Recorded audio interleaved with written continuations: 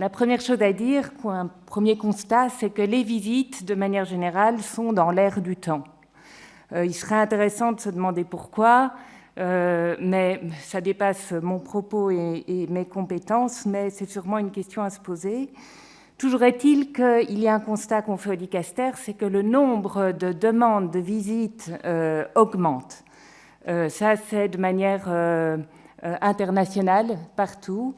J'ai essayé de faire un peu le compte, mais je ne suis pas arrivée à faire une statistique ou à relever un certain des nombres, des éléments concrets. Sans doute c'est lié à la complexité du travail du Dicaster. Monseigneur Carballo, qui a donc été archevêque secrétaire pendant presque 10 ans du Dicaster, s'inquiétait de ce phénomène en disant mais on va finir, non seulement d'ailleurs les visites, mais les nominations d'assistants et de commissaires, et il s'inquiétait en disant on va finir par mettre sous commissariat toute la vie consacrée. On en vient parfois à considérer comme ordinaire des choses qui en soi relèvent de l'extraordinaire. Je me souviens d'une religieuse qui avait écrit au Dicaster en disant « Mais enfin, c'est scandaleux, chez nous, on n'a jamais eu de visite apostolique. » Ma sœur, réjouissez-vous. Alors, ce qu'est une visite apostolique aujourd'hui. L'institution de la visite apostolique, c'est-à-dire d'une visite en soi décidée par le pape, remonte au 1er siècle de l'histoire de l'Église. Pour la vie religieuse, elle se développa particulièrement avec le mécanisme de l'exemption et la soumission directe des ordres religieux au siège apostolique. Avant le Second Concile du Vatican, la Sacrée Congrégation pour les religieux disposait de différents types de visiteurs, appelés comme ça, mais dotés de facultés différentes selon les besoins. Certains de ces visiteurs, par les attributions qu'ils recevaient, ressemblaient davantage à ce que nous connaissons aujourd'hui comme commissaires. Et de cette histoire un peu complexe, eh bien, il subsiste aujourd'hui une certaine confusion dans l'emploi des mots. Voilà, d'où la nécessité de préciser ce qu'est une visite ou une visite apostolique ou une visite canonique aujourd'hui. La visite apostolique n'est donc pas la visite canonique, qui est celle qui est prévue par le droit canonique, à savoir toute une série de visites, en particulier la visite accomplie par les supérieurs religieux, on en a parlé, la visite accomplie par l'évêque diocésain pour les monastères autonomes et pour les instituts diocésains, la visite accomplie par l'évêque diocésain aux œuvres apostoliques dans des instituts, même pour les instituts de droit pontifical, pour les œuvres situées dans son diocèse. C'est un peu technique, tout ça. Mais ce n'est pas le sujet de mon propos. La visite canonique fait donc partie des moyens normaux et habituels des instituts de vie consacrée, et pour cette raison, elle doit être faite avec soin et régularité selon ce que prévoit le droit universel et le droit propre. En revanche, la visite apostolique est une mesure extraordinaire, décidée par le siège apostolique pour avoir des informations plus précises sur une situation que le siège apostolique estime gravement préoccupante. Elle compte 2 parties également importantes, l'enquête et le compte-rendu. La formule latine, qu'on emploie encore souvent, le dit à sa façon, il s'agit d'une visite ad inquirendum et referendum, enquête et référé. Alors, il y a 2 principes fondamentaux qui dirigent l'action du Dicaster pour ce qui concerne donc ces visites apostoliques. D'une part, un principe fondamental, les instituts de vie consacrée jouissent d'une, dit le Code, juste autonomie de vie et en particulier de gouvernement. C'est un canon fondamental, le canon 586. Cette autonomie, qui est requise par le respect des dons de Dieu que sont les personnes et les charismes, explique que les mesures qui peuvent entraver cette autonomie soient exceptionnelles et limitées dans le temps. Elles doivent être justifiées par de graves motifs où sont en cause le respect de la foi catholique, le respect des personnes, le respect des instituts de vie consacrée. Et elles ont toujours pour but le retour à la situation d'autonomie. Ça, c'est un premier principe. Le second principe, c'est que la vie consacrée, et en particulier l'état de ceux qui professent les conseils évangéliques dans les instituts de vie consacrée, je cite le canon 574, donc l'état de ces personnes appartient à la vie et à la sainteté de l'Église, c'est pourquoi tous dans l'Église doivent l'encourager et le promouvoir. Il y a donc une co-responsabilité ecclésiale en ce qui concerne la vie consacrée. Et cette co-responsabilité incombe à tous les baptisés, chacun selon sa vocation propre et sa mission propre. En premier lieu, évidemment, l'autorité compétente de l'Église est particulièrement chargée de veiller à ce que, selon ce que dit le canon 576, à ce que les instituts croissent et fleurissent selon l'esprit des fondateurs et les saines traditions. C'est cette responsabilité spécifique qui justifie les instituts de vie consacrée à l'autorité suprême de l'Église et en particulier à l'autorité du pape. Vous savez que les religieux sont tenus d'obéir au pape comme à leur supérieur le plus élevé en vertu de leur vœu d'obéissance. Mais cette responsabilité des pasteurs ne doit pas faire oublier que ce sont tous les fidèles qui, chacun à leur place, mais réellement, sont chargés d'encourager, de promouvoir la sainteté de leurs frères et sœurs consacrés. Vous allez voir aussi dans la suite que c'est concret, cette responsabilité des fidèles. Alors, comment décide-t-on d'une visite apostolique ? Il peut arriver que le dicaster détecte de lui-même une situation qui lui pose gravement question, soit à travers les informations qui lui sont transmises par les instituts, par exemple par le biais des relations périodiques, ou alors quand les informations ne sont pas transmises, par exemple quand on se rend compte qu'un institut n'écrit plus du tout au dicaster depuis plusieurs années.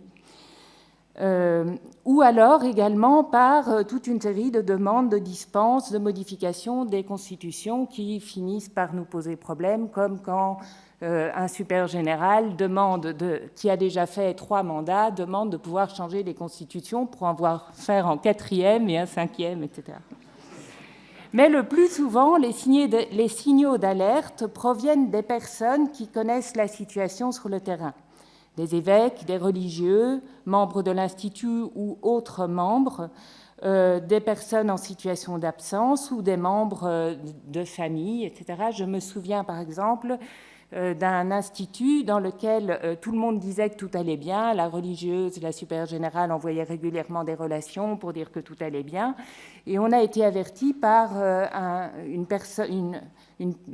membre d'une famille de ces religieuses qui nous disait voilà, notre vieille tante va vraiment pas bien au niveau de sa santé, elle est très âgée, elle ne va pas bien du tout et son institut s'en occupe pas. Alors on a écrit à la supérieure générale qui nous a dit mais si, la religieuse elle va très bien, elle est à l'infirmerie, on s'occupe bien d'elle. Étant donné qu'on avait différents signaux d'alerte, on a envoyé une visite apostolique et là, ça a été le début de la guerre, d'une guerre qui a duré pendant plusieurs années. Et effectivement, la supérieure générale, elle ne s'en rendait sans doute pas entièrement compte, mais bon. Et donc, le point de départ, on va dire, ça a été cette intervention d'une famille. Généralement, quand une situation commence à être gravement problématique, les signaux d'alerte d'origine diverses se multiplient. Le dicaster prend ces signaux d'alerte très au sérieux, même quand il s'agit de situations connues ou d'instituts qui ont pignon sur rue. Mais sa réactivité n'est pas toujours apparente, et puis il faut dire aussi qu'on est limité par nos moyens. Mais il ne faut pas croire que le silence du dicaster veut dire que le dicaster ne s'en occupe pas. Généralement, c'est l'accumulation de signes, de signaux d'alerte qui déclenche des mesures. Il faut dire aussi que la rapidité actuelle des communications n'aide pas à accepter l'importance du temps. Les choses se font aussi dans le temps. Alors, la praxis actuelle du dicaster consiste à commencer par écrire au supérieur général de l'Institut pour lui demander des explications. Mais comme vous imaginez, ce n'est pas toujours nécessaire et ce n'est pas toujours souhaitable. Le secret professionnel doit garantir une liberté de parole aux plaignants. Le dicaster ne révèle pas d'où viennent les plaintes, sauf lorsque le droit l'impose, par exemple dans les cas de procédure administrative. Et ça, par rapport à tous, je me souviens d'un échange de correspondance un peu vif avec un évêque qui ne pouvait pas comprendre que le dicaster ne lui ait pas envoyé la copie d'une plainte qui nous avait été envoyée. Donc, vous voyez, on se tient à cette... si je dis ça, c'est parce que c'est aussi pour encourager les personnes à dire ce qui ne va pas. Quand c'est nécessaire, il faut le dire. Voilà. Alors, ça, c'est l'origine. Après, comment se prend la décision de lancer une visite apostolique? Selon le règlement interne du dicaster, la décision de mettre en œuvre une visite apostolique doit être préalablement soumise à l'avis du congresso du dicaster. Le congresso, c'est l'assemblée des supérieurs du dicaster. La décision donne lieu à la rédaction d'un décret qui doit donc être motivé, au moins sommairement, et qui doit préciser les domaines de la visite. Le décret est souvent assorti d'une lettre réservée aux visiteurs avec des indications plus précises qu'on ne peut pas mettre dans le décret pour des raisons de réserve, de discrétion. Étant un acte administratif, la décision d'une visite et la nomination du visiteur pourraient faire l'objet d'un recours administratif, mais généralement ce n'est pas le cas puisque la visite a pour but justement d'entendre les personnes. Quelle est la publicité de la décision de la visite? C'est une question qui nous est posée souvent. Le décret de nomination est notifié à son destinataire, c'est-à-dire au visiteur. Il en est bien sûr donné connaissance aux membres de l'institut concerné. Généralement, on écrit au supérieur en demandant de diffuser des copies de cette décision à tous les membres de l'institut. Le dicaster ne prévoit pas d'autres mesures de publicité.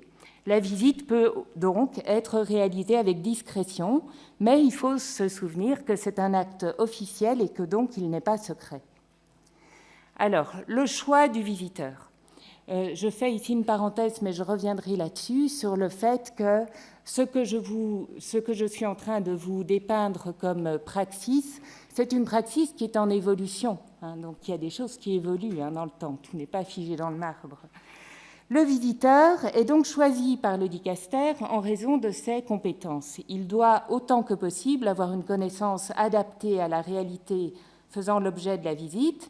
Il doit être capable d'écoute bienveillante, être lucide, être prudent, puisqu'il ne lui appartient pas, en principe, de prendre des décisions quant à l'institut visité, à la différence de ceux qu'on appelait visiteurs avant.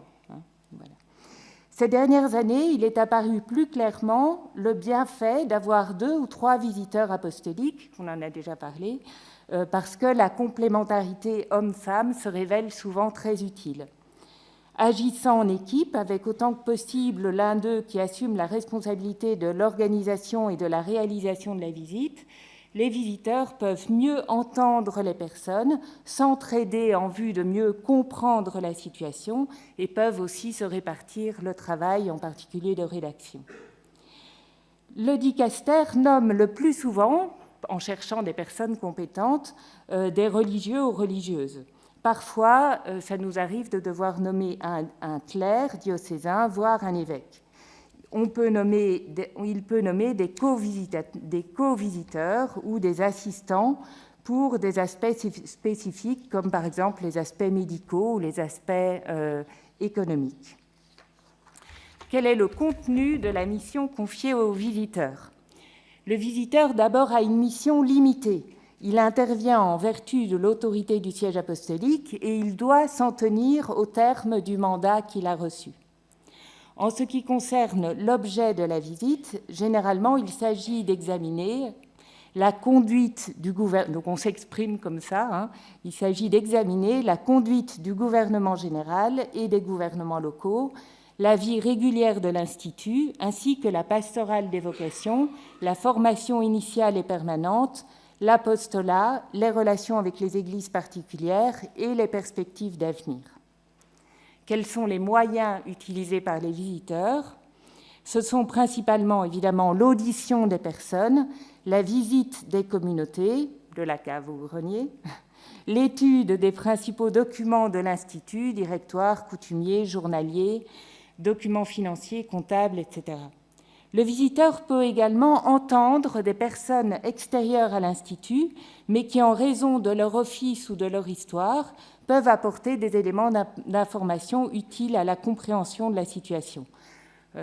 On demande généralement que soit entendu l'évêque du siège principal et peuvent également être entendues des personnes sorties de l'Institut, des membres des familles, des économes ou d'autres experts. Alors, une question qu'on nous pose aussi, c'est, en ce qui concerne l'audition des personnes, c'est la question ou l'opportunité de préparer un questionnaire. Alors, c'est sûr que ça peut aider les personnes à s'exprimer, la préparation d'un questionnaire. Mais la préparation et la diffusion d'un questionnaire peut également desservir la visite en cas où d'éventuels meneurs, entre guillemets, peuvent l'utiliser pour donner des directives aux membres. Dans tous les cas, les questions doivent être ouvertes et la liberté d'expression des personnes doit être encouragée. Le visiteur n'a de compte à rendre qu'au siège apostolique, c'est-à-dire à celui qui l'a mandaté, qui lui a confié cette mission. Cela doit assurer sa neutralité et son indépendance pendant la visite. On le répète souvent aux visiteurs. Lorsqu'il estime avoir accompli sa mission, le visiteur doit en rendre compte de façon précise et complète, avec une totale liberté de parole au siège apostolique, et il est tenu au secret par rapport à l'extérieur.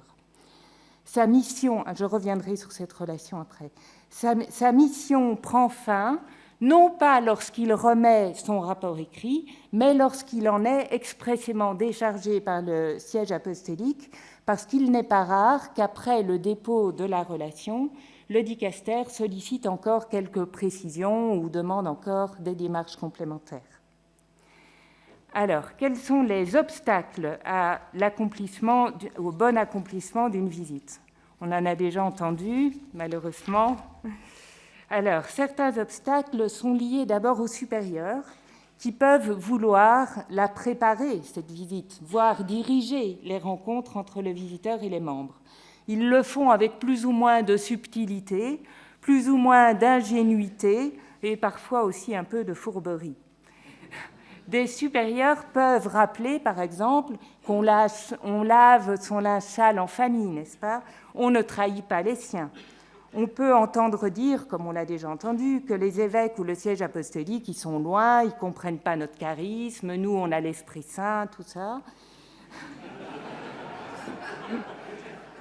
Et aussi, et vous savez, parfois, je vous dis, les supérieurs, ils sont un peu ingénus. Je me souviens d'une supérieure générale qui nous avait dit, donc lorsqu'on l'a avertie de la visite, elle nous a dit « Oh là là, mais laissez-moi au moins le temps de préparer mes membres !» Alors on lui a dit « Ma sœur, surtout ne préparez personne, ce sont des adultes. Elles seront sûrement un peu surprises, mais ce sont des adultes. » Voilà. Il n'est pas sans intérêt de rappeler que le Code de 1917, mais vous le savez sans doute, je pense qu'on vous l'a dit, punissait le ou la supérieure qui, prévenu de la visite, aurait, entre guillemets, préparé indûment les religieux et religieuses afin de dissimuler la vérité. D'autres obstacles viennent des religieux eux-mêmes, on en a parlé aussi, la honte, le sentiment de culpabilité, la peur de trahir, toutes sortes de sentiments contradictoires. Pour moi, là je fais une parenthèse personnelle, mais un des mots les plus importants dans notre situation actuelle, c'est celle de la responsabilisation des personnes. Ce n'est pas parce qu'on entre dans un institut de vie consacrée, ce n'est pas parce qu'on devient religieux qu'on retourne à l'état d'enfance qui n'a plus de parole. Il y a vraiment, c'est transversal. On parle beaucoup de formation, mais moi je parlerai beaucoup de responsabilisation. Voilà. Alors il est arrivé que dans certaines situations douteuses, le dicaster doive rappeler par écrit à tous les membres de l'Institut, supérieurs et les autres membres, qu'aucune disposition du droit propre ou des coutumes, ni aucune décision du gouvernement général ou local ne pouvait contrevenir à la liberté de parole des religieux et à la totale confidentialité des échanges avec le visiteur. C'est dommage qu'il faille parfois insister, le rappeler. Normalement, ça devrait tomber sous le sens. Voilà. Alors, un dernier obstacle, un certain aveuglement du visiteur. Ça peut évidemment arriver. Il y a en effet tout un art de jeter de la poudre aux yeux du visiteur, tant par le matériel, vous voyez, les bons repas offerts aux visiteurs, que Sainte Thérèse d'Avila avait déjà dénoncé dans son petit opuscule sur les visites canoniques. Mais également par l'évocation des beaux fruits spirituels qui, vous savez, oh, vous regardez comme nos sœurs, elles prient bien, elles sont jeunes, elles sont belles, et tout ça. Voilà. Et tout ça peut évidemment masquer la réalité. Il faut parfois, comme vous l'avez déjà entendu, plusieurs années et voire plusieurs visites apostoliques pour se rendre compte de la réalité des problèmes.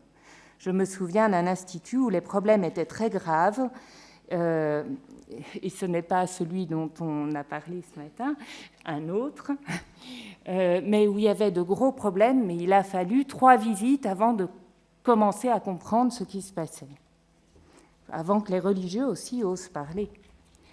Alors, un petit mot sur la relation finale établie par le visiteur. Excusez-moi, je tremble. Alors, la relation. Après avoir entendu les personnes et visité les communautés, pris connaissance des informations les plus importantes sur ce qui était demandé, le visiteur, le ou les visiteurs, doit rédiger une relation écrite, précise et documentée. Cette relation comporte une partie descriptive, une partie analytique et une partie conclusive avec des suggestions et des propositions. Ce n'est pas sans intérêt donc de comprendre que le visiteur peut aussi donner des suggestions et faire des propositions. Ces derniers temps, il a été demandé, aussi bien par les religieux que par les visiteurs eux-mêmes, que le visiteur puisse organiser un certain retour de visite. C'est une des évolutions dont je vous parlais. Je vous disais que la pratique évolue. Eh bien, ça, c'est une des évolutions de ces dernières années. Donc, un retour de visite auprès des religieux et des communautés visitées. Si on peut bien comprendre le souhait qui s'exprime ainsi, il faut aussi reconnaître que c'est un exercice très délicat, puisque le visiteur ne peut pas s'avancer sur les décisions qui seront prises par le dicaster. Donc, il faut distinguer entre ce retour, je dirais, pratiquement immédiat du visiteur. Généralement, il a déjà référé au dicaster, et puis il fait son retour, et puis après interviennent les décisions du dicaster. Ce sont des choses différentes. Et donc, le visiteur qui se trouve un peu entre les deux, il doit être, s'il fait un retour comme ça, il doit être extrêmement prudent. Mais en tout cas, il n'est pas inutile de pouvoir remercier les religieux concernés, remercier les communautés, transmettre des considérations qui sans doute seront générales, mais dans lesquelles ils peuvent déjà pointer tout ce qui est positif avec un regard bienveillant, et puis également attirer l'attention sur, on va dire, ce qui est des points qui sont déjà de pratiques courantes normalement dans l'Église et en particulier dans la vie religieuse. Voilà. Alors, cet éventuel retour, donc, par le visiteur, doit être soigneusement distingué des décisions qui seront ensuite prises par le dicaster. Le dicaster recueille le travail et reçoit les propositions du visiteur, mais il est important de comprendre qu'il n'est pas tenu par les conclusions du visiteur. Il peut avoir reçu d'autres informations qui parfois ne sont pas connues du visiteur, et il peut prendre des décisions qui sont justifiées par d'autres considérations canoniques et pastorales. Un petit mot sur le coût financier de cette chose-là. Tous ces mandats sont exercés gratuitement. Il est demandé à l'institut concerné de pourvoir au remboursement des frais encourus, déplacements, nourriture, logement, frais de secrétariat, et au terme de la mission, de témoigner d'une gratitude pour le service rendu en fonction des possibilités de l'institut. Alors, une conclusion.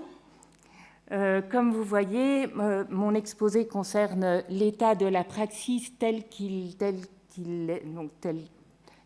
est actuellement.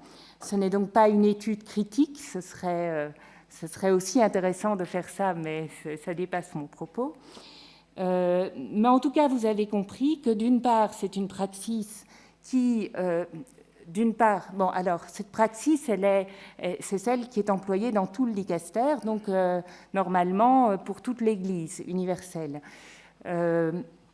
Mais donc, elle est aussi enracinée sur l'expérience historique du dicaster. Mais en même temps, elle évolue. Il y a des choses qui évoluent. Et moi, sur le peu de temps que j'ai été, j'ai vu cette praxis évoluer. Une seconde chose que je pense importante de dire, c'est que les visites sont aussi... les visites sont causées par des problèmes, sont provoquées par des problèmes, mais elles sont réalisées, on va dire, par la charité. Les visites apostoliques manifestent bien sûr toute une série de problèmes, mais manifestent surtout le consentement de l'Église à des sacrifices qui peuvent être onéreux en temps et en énergie pour prendre soin de ses membres souffrants. Je trouve qu'actuellement, on parle beaucoup des problèmes, et c'est vrai, on a besoin d'en parler, etc. C'est tout ce qui est comportement abusif, effectivement, ça n'a pas sa place, et il faut prendre les moyens pour les dénoncer et pour y porter remède, mais il ne faut pas se laisser non plus complètement absorbé par uniquement la vue des problèmes. Parce qu'en réalité, moi, souvent je dis, mais moi, au dicaster, les personnes problématiques, je ne les vois pas, elles ne viennent pas. Donc, ce que je vois, ce sont les personnes qui viennent et qui veulent cheminer, et les personnes qui veulent bien se mettre aussi au service des autres communautés pour aider à grandir et à soigner ce qui doit l'être et à corriger et à avancer sur la cible de l'Évangile. Et je trouve que souvent, on n'entend pas assez, on dramatise la situation, il peut y avoir des situations graves, je suis tout à fait d'accord, je ne veux surtout pas minimiser, mais je ne veux pas qu'on oublie l'autre partie, qui est ce déploiement de charité, qui en dehors de l'Église, parfois, ça paraît martien, cette histoire-là. Tout ce déploiement de générosité, les visiteurs, les assistants, les commissaires font un travail remarquable. Moi, j'en suis témoin en première ligne et vraiment, je trouve qu'il faudrait davantage mettre ça en lumière. Il y en a d'ailleurs un bon paquet parmi vous et il faudrait aussi leur dire merci. Et voilà. Pour parler des différentes visites canoniques dans le monde des consacrés, nous sommes d'emblée dans une grande difficulté parce que la vie consacrée est multiforme et cette multiformité, si je puis dire, se retrouve aussi sur les types de visites. On ne visite pas une association publique de fidèles en vue de devenir un institut de vie consacrée comme un monastère de clôture papale.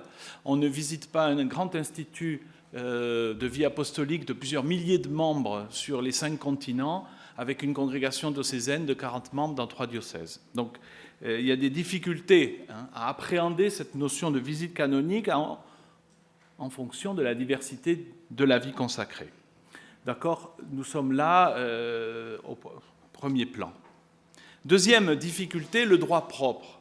Chaque institut, chaque type d'institut a son droit propre, avec de grandes différences sur la conception même de la vie commune, du gouvernement, de la mission principale, et cela se retrouve aussi sur les manières de faire la visite.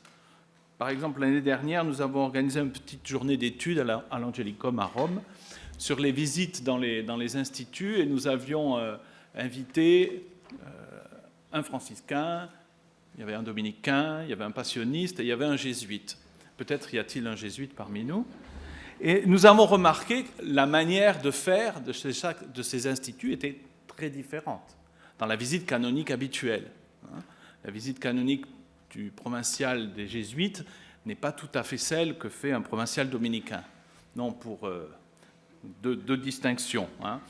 Et dans l'instrument de gouvernement de la vie consacrée, la visite canonique est quelque chose de très important et de très ancien. Hein. On pourrait remonter jusqu'aux premiers grands ordres monastiques, Cluny, Cîteaux. Hein. La visite est faite par le supérieur immédiat ou par l'abbaye mère sur ses abbayes filles. Quoi qu'il en soit, pour la visite ordinaire, le Code de droit canonique prévoit au canon 628 les différents types de visites qui se font dans un institut. Tout d'abord, la visite d'un supérieur d'un institut qui le fait à l'intérieur de son propre institut. En général, les supérieurs majeurs visitent les entités qui leur sont soumises et le supérieur général visite toutes les entités de l'institut. Deuxième acteur, l'évêque diocésain qui a le droit de faire la visite sur les monastères autonomes, donc les maisons sui juris dans le droit monastique, et deuxièmement, sur les maisons d'un institut de droit diocésain situé sur son propre territoire, compétence que souvent les évêques n'actuent pas vraiment. Enfin, le canon, à son paragraphe 3, dispose de l'état d'esprit des membres vis-à-vis des visiteurs de leur institut. Et il est clairement dit, ils seront tenus de répondre en toute vérité et toute charité, pour équilibrer, quand ils sont interrogés légitimement. Nous verrons ce que cela signifie.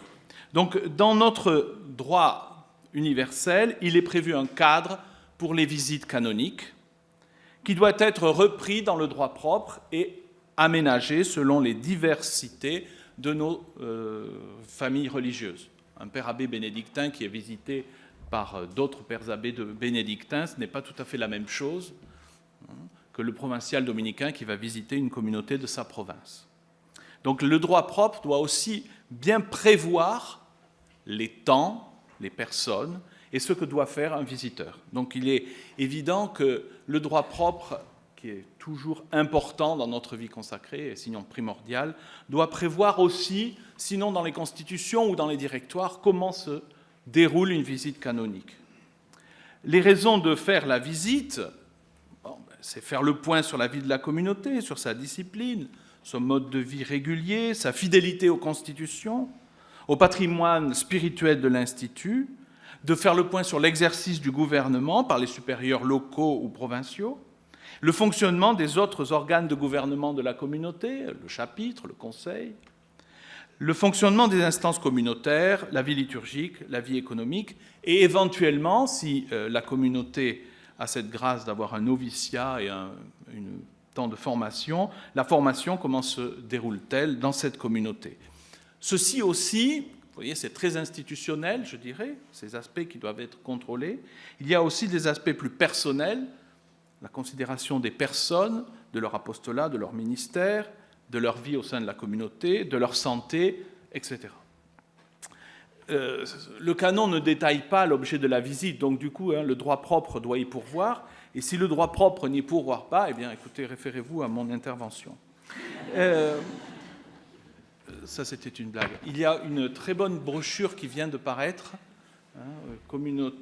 Conférence des évêques et COREF, visite des instituts religieux, vous aurez tous les détails les plus importants. Je me limite à dire, le visiteur, quand il arrive, il doit avoir cet état d'esprit de regarder la communauté, de voir comment elle peut être améliorée et de voir éventuellement les difficultés auxquelles il peut donner une aide pour qu'elles soient résolues.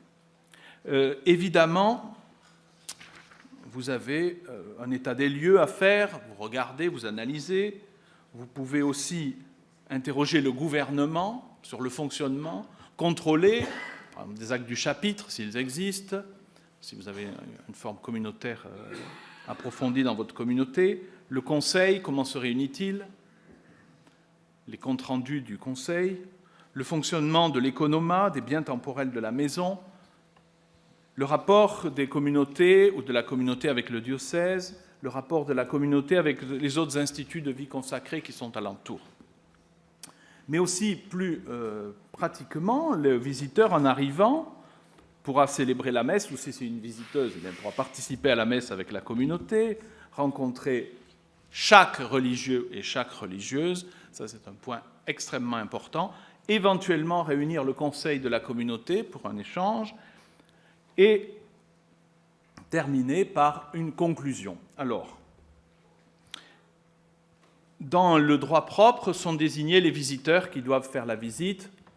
Dans les grands instituts, en général, ce sont les modérateurs généraux qui font les visites des provinces et les provinciaux qui font les visites de leur communauté. C'est une règle de principe, mais cela aussi peut être distingué suivant les droits propres. Pour les monastères sui iuris, il y a une grande complexité aussi, selon le type de monastère, le type de congrégation, de fédération monastique dans laquelle il est inséré. S'il est absolument autonome, c'est à l'évêque diocésain de faire cette visite. Les sujets de la visite sont donc les membres de la maison et de la province. Le législateur encourage les religieux à traiter les visiteurs avec confiance. Évidemment, parfois la méfiance est de mise, même quand c'est simplement le provincial qui vient faire une petite visite. Parce qu'on n'a pas envie d'être trop dérangé parfois, parce qu'un œil extérieur peut toujours avoir des questions à poser. Ceci étant dit, évidemment, la confiance doit être instaurée par le visiteur, elle doit être aussi le fait des religieux. Si une préparation devait avoir lieu à une visite, c'est d'abord celle de mettre les religieux en confiance. Donc l'inverse de les mettre en méfiance. Ne pas remplir déjà le questionnaire en leur nom, le photocopier et le distribuer. Ou leur dire, surtout ça, tu n'en parles pas. Ça, c'est la chose la plus terrible à faire. Ils doivent répondre avec charité et vérité, comme dit le canon, aux questions légitimes des visiteurs. Alors, question légitime, alors là aussi, le visiteur n'est pas là pour faire l'inspection de la vie spirituelle ou de faire le compte de conscience ou de demander des choses au-delà de ce qui est légitime. Alors, qu'est-ce qui est légitime ? C'est ce que nous avons dit tout à l'heure, c'est-à-dire le fonctionnement extérieur de la communauté, son gouvernement, sa vie religieuse, sa vie liturgique, la formation, l'accompagnement des religieux par le supérieur, mais cela aussi dans le respect du fort interne. Le visiteur n'est pas quelqu'un qui vient faire des questions qui entreraient dans le fort interne. Donc il faut aussi au visiteur savoir se maintenir dans son rôle. D'autre part, comme le dit le canon aussi, il est interdit à quiconque d'empêcher le bon fonctionnement de la visite en détournant les religieux de leurs obligations. Donc ça s'adresse d'abord aux supérieurs, comme nous l'avons amplement déjà dit, d'empêcher les religieux de parler.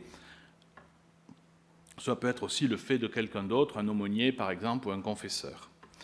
Cette précision renforce le caractère important de la vie religieuse important de la visite canonique dans la vie religieuse. Elle vise à empêcher qu'elle ne serve à rien, parce qu'évidemment, si tout va bien et que tout le monde est content en apparence, eh bien, voilà, ça va entraîner la communauté dans de graves difficultés en réalité, ou la province visitée. Toutefois, ces recommandations du canon ne sont pas accompagnées de peines canoniques, mais on peut penser quand même qu'un religieux qui essaierait d'influencer, en particulier quand c'est un supérieur, qui essaierait d'influencer les résultats de la visite, puisse être puni d'une peine. La visite canonique, elle culmine, à mon avis, dans la rencontre des personnes avec le visiteur. Visiteur qui se tient à l'écoute, qui a aussi préalablement pensé à sa visite, peut avoir aussi quelques questions à poser, mais c'est surtout la question de l'écoute, l'attitude de l'écoute qui doit être celle du visiteur. Il doit en conclure un certain nombre de choses sur la vie de la communauté, en particulier la liberté de parole, qui est un excellent signe que la communauté fonctionne bien. Si vous n'avez pas de liberté de parole, ou vous sentez, au bout de 2 ou 3 personnes, qu'il y a quelque chose qui est répétitif, que tout le monde vous dit un petit peu la même chose, méfiez-vous.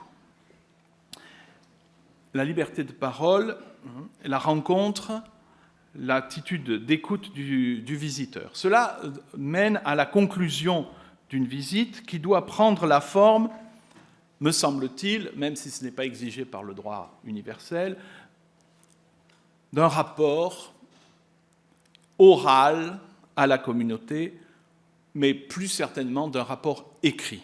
C'est-à-dire qu'à la fin de la visite, ou quelque temps après, le visiteur, devant la communauté, explique ce qu'il a perçu. Je parle d'une visite normale, je ne parle pas de la visite exceptionnelle. Explique ce qu'il a perçu, voit ce qu'il faudrait changer et, si c'est un supérieur majeur ou un modérateur suprême, peut prendre déjà des décisions. Donc il s'agit aussi pour lui de faire de la visite un instrument de son gouvernement.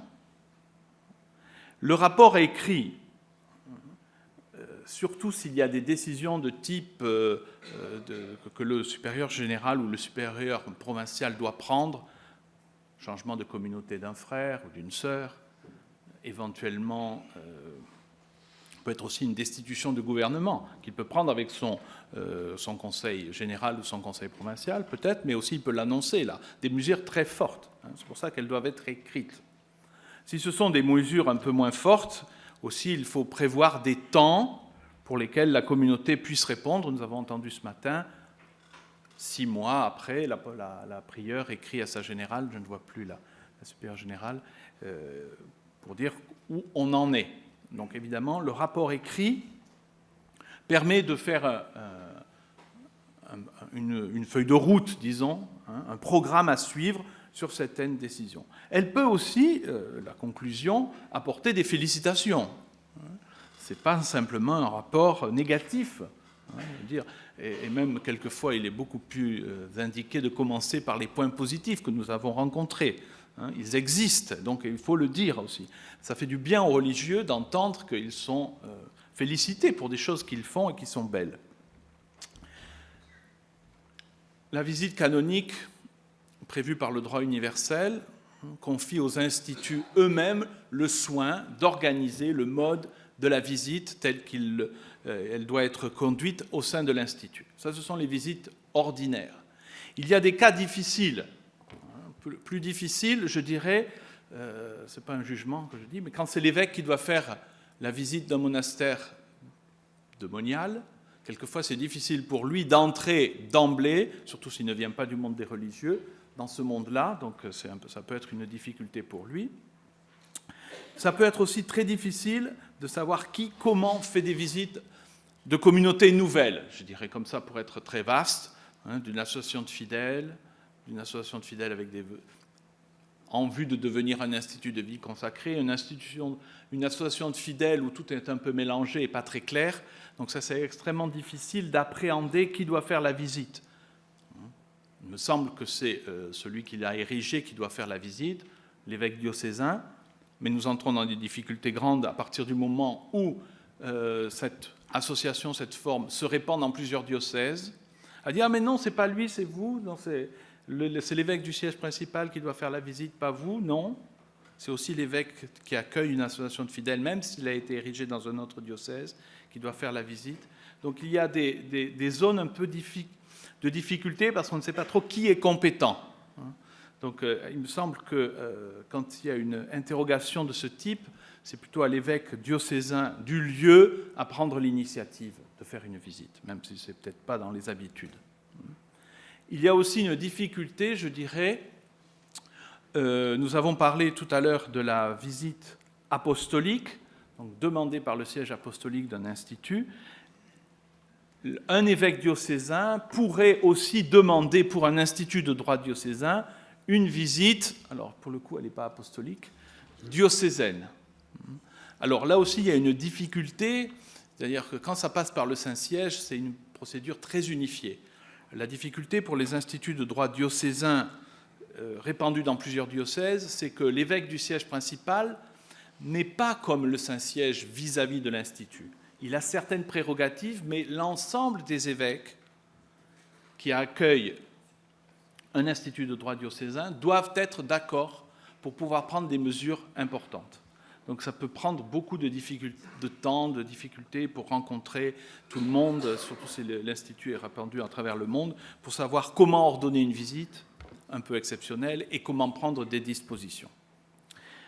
Donc la visite est un moment important pour la vie de l'Institut, c'est un moment important pour la vie des supérieurs, c'est un instrument pour eux, pour regarder la communauté ou les communautés dont ils ont la responsabilité.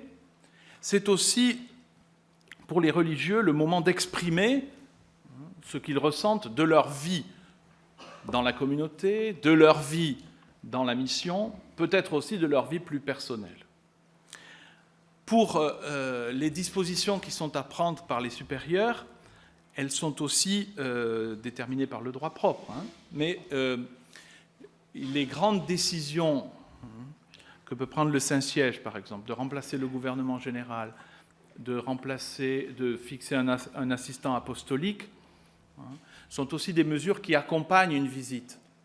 Alors, nous n'en avons pas parlé tout à l'heure, juste un petit mot. Une visite apostolique peut entraîner un remplacement dans le gouvernement. Et à ce moment-là, c'est ce qui apparaît, la figure que nous connaissons sous le titre de commissaire apostolique, qui remplace le gouvernement général et qui agit à sa place, et la figure de l'assistant apostolique qui accompagne, sans remplacer le gouvernement général, la communauté dans la mise en œuvre des décisions qui auront été prises, par exemple, par le dicaster ou par l'évêque diocésain, s'il lui appartient cette compétence. Alors, pour conclure, la visite canonique, c'est un instrument indispensable pour la vie consacrée, c'est un instrument indispensable tant pour les supérieurs que pour les religieux eux-mêmes. Je vous remercie.